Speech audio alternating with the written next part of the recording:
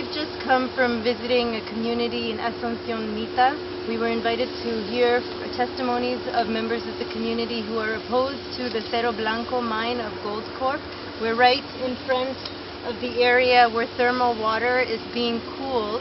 Cerro Blanco, we heard from many members of the community that they were very concerned about the conditions, the environmental, ecological conditions that the mine is, where the mining project is proposed. This is a very high-risk area. A recent study shows that this is a very high-risk area for mining, that there are high levels of arsenic.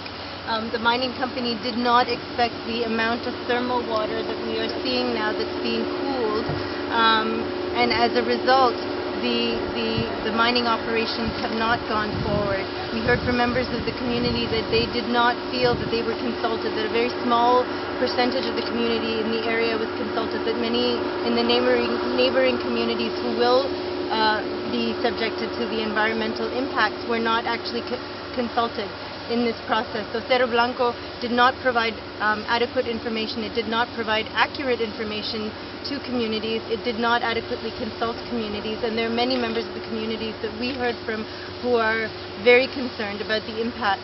We also, driving up, saw fields of melon. So this is land where food can be produced that Goldcorp has purchased for the purpose of this mine at a time when globally we're dealing with the food crisis. All this water being cooled, taken out of the earth and being cooled at a time when we are dealing with a water crisis. Clearly this is a high-risk project. This is a project that well-informed members of the community that we have spoken to are rejecting, and many are concerned about. And this is why we are here as part of our fact-finding mission to highlight the dangers that are present in this mining project, to take this to a bigger audience, to take these messages to North America. And does this project match with other practices of Goldcorp in Central America or in other countries? Is it similar to other cases, or is it different, or it's the same way that they come into communities?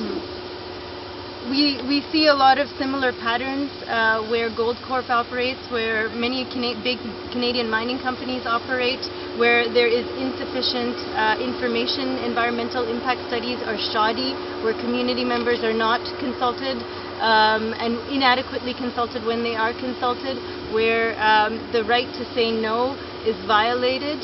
And we heard this from many people today, that they feel that they were not given the chance to say no to this project. So we urgently appeal Goldcorp to respect the rights of people in this region of Asunción Mita, to pull out of this region.